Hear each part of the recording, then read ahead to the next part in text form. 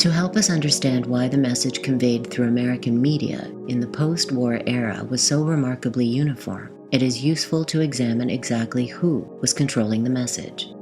During World War II, the field of psychological warfare grew from a minor component in the government's arsenal to a flagship weapon. Yet this weapon was not deactivated after the war. Many key personnel from World War II PSYOPs divisions went on to play major roles in the allegedly free and independent American press. The country has been demobilized, at least to some extent, after the war. What happens? Leading lights in the OSS, for example, included the publishers of Life magazine, key editorial people in Reader's Digest, Time Life. William Paley, president of CBS, he was a OSS man during the war and worked specifically with the psychological warfare side of the U.S. effort in World War II. He goes back to Wall Street and is president of CBS. And CBS then, under his leadership, works closely, hand in glove, with what were CIA propaganda operations, such as Radio Free Europe, Radio Liberty, and so forth, and with basically both the overt and the clandestine side of U.S. military operations throughout the Vietnam period and later. Edward Barrett, who was chief of PSYWAR during the early 1950s. He was a noteworthy media figure in his own right. He later became the dean of the Columbia Graduate School of Journalism.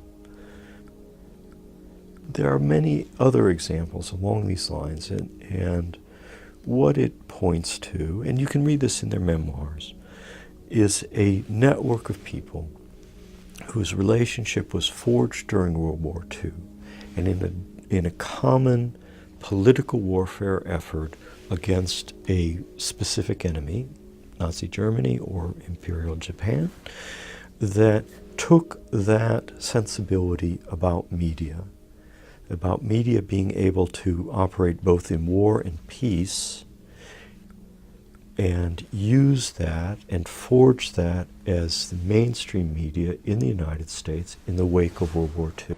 Do you have any people being paid by the CIA who are contributing to a major circulation American journal? We do have people who submit pieces to American journals. Do you have any people paid by the CIA who are working for television networks? This, I think, gets into the kind of getting into the details, Mr. Chairman, that I'd like to get into in executive session. Do you have any people being paid by the CIA who are contributing to the national news services, AP and UPI? Well, again, I think we're getting into the kind of detail, Mr. Chairman, that I'd prefer to handle in executive session. One of the most important figures in the new media empire was Henry Luce, the founder of Time magazine.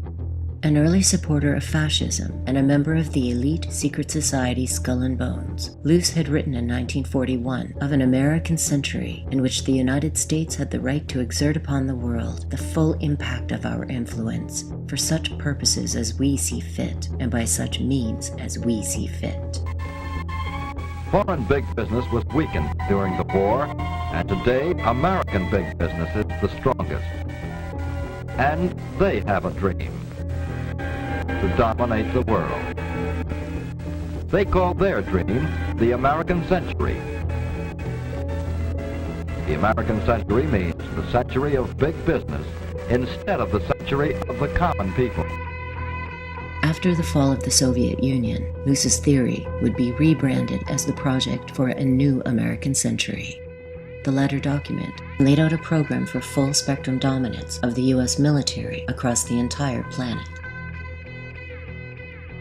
Following in Luce's footsteps was C.D. Jackson, who had served as Deputy Chief at the Psychological Warfare Division at Supreme Headquarters Allied Expeditionary Force. After the war, Jackson became Managing Director of Time Life International. According to journalist Carl Bernstein of Watergate fame, Jackson was Henry Luce's personal emissary to the CIA. Jackson would play a significant role in what became known as Operation Mockingbird, a blatantly unconstitutional program by the new intelligence agency to buy influence at major media outlets.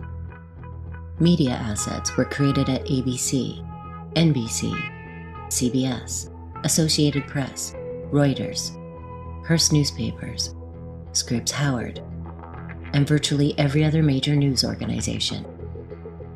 We had been contacted by the CIA. As a matter of fact, by the time I became the head of the whole news and public affairs operation in 1954, ships had been established.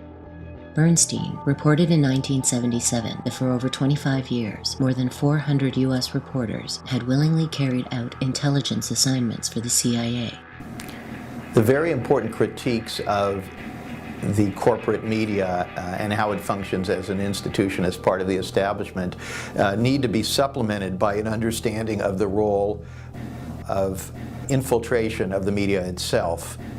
These are not mutually exclusive, and so while on the one hand you certainly have the institutional problems with a media owned by wealthy, powerful people deciding what information we ought to have, but on another level you actually have this operational capacity in which intelligence agencies have infiltrated and influenced people within the media, within the reporting ranks themselves. There are many, many examples of this. Even Carl Bernstein of the famed Woodward and Bernstein duo wrote an article after he left the Post documenting the role of the intelligence agencies in putting people into news organizations, including the Washington Post, Newsweek, and many other of the brand names. If you look at the relationship between media organizations and national security agencies in the early Cold War years and in the early 1950s, the characteristic was there are two different bodies of people, two different groups, and but they had a common mission in mind, a common conception of what patriotism was, common conception of what the enemy was, and so forth and so on. And so it was really rather simple for CIA agents to go to their old buddies and say, look, the country needs you, and here's what we need you to do. Or alternately, if one of their buddies in the media was getting too out of line as to the discussion of, well, what should U.S. policy about Yugoslavia be, or other Cold War era controversies of that sort, to have a meeting with them and sit down and say, look, we think you're out of line, and you're doing this bad thing because you're raising this and this question, and we think that you should not do that. So there was that type of social pressure and cooperation. Okay, let's fast forward to the present day. That same type of relationship does still exist. What happened here was a PSYOPs campaign, an incredible government propaganda campaign whereby Donald Rumsfeld and Tory Clark, the head of public relations for the Pentagon, designed a program to recruit at least 75 former military officers. As your report said, most of them now lobbyists or consultants to military contractors, and insert them beginning in 2002, before the attack on Iraq was even launched, into the major networks to manage the messages, to be surrogates, and that's the words that are actually used, message multipliers for the Secretary of Defense and for the Pentagon. And this program continues right up to now. And is the essence of this that what they did was what the Pentagon did was illegal?